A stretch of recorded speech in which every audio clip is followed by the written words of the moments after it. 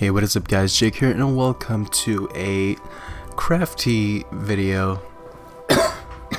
Really don't know what to call it, but this week I have made myself a handmade sketchbook with my art as covers, and yeah, it was a pretty fun project, and it's pretty simple and quick to do.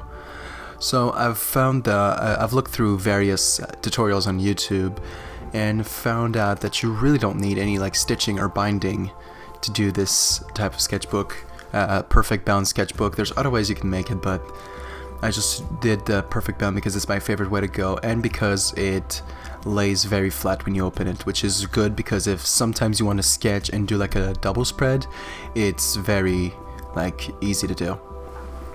So first I picked up some leftover paper from a 6x8 mixed media paper pad I had that I wasn't really using, and turned it and then line them all like really flat, and then I piled them under a stack of books so that it would really stay flat, and using some school glue, which I don't recommend using, by the way. You should really use some bookbinding glue, but I didn't have any at all and I couldn't really go out to buy some. As you can see, Crayola school glue. But yeah, using an old paintbrush and that's white school glue, I used it on the side, on only one side of the of the paper, and I added about like 3 to 4 coats, and then letting it dry in between layers, of course.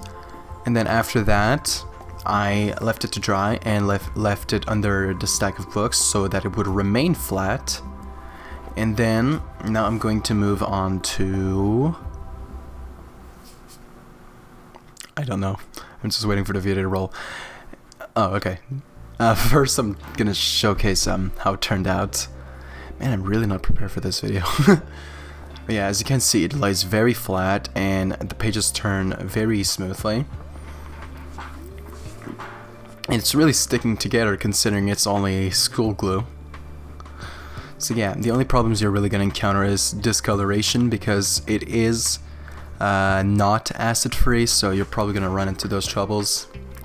But yeah, now here I found some pictures of like watercolor flowers, and I'm gonna use 2 pictures as the inside sheets, and also printed out my Rose's Dream and Mila picture as the back and front cover.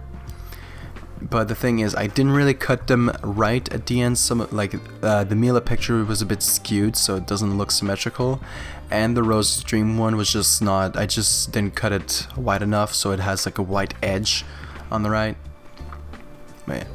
Here is one mistake I did. Like the paper I used for the flowers wasn't cardstock, it was just regular printer paper, and here, as you can see, I used like a very big glob of white glue, and so the paper wrinkled, and like as if you were to lay it in like wet areas or water, it just sort of warped a lot, and I tried to put another sheet of the same design on top of it, but it just didn't cover it up.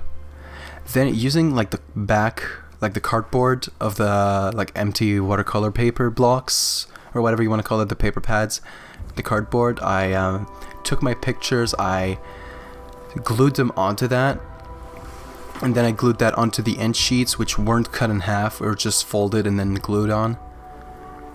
So yeah, I did that on both sides, and as you can and then I used some black tape to cover up the spine so it wouldn't show, and it gave out this result. As you can see, it lays very flat, the pages turn nicely, and it looks very cool. So the only things I wish that I did better were obviously that end sheet on the back wasn't good. The other one was fine, just the pages wasn't long enough, and then cut my pictures better for the covers.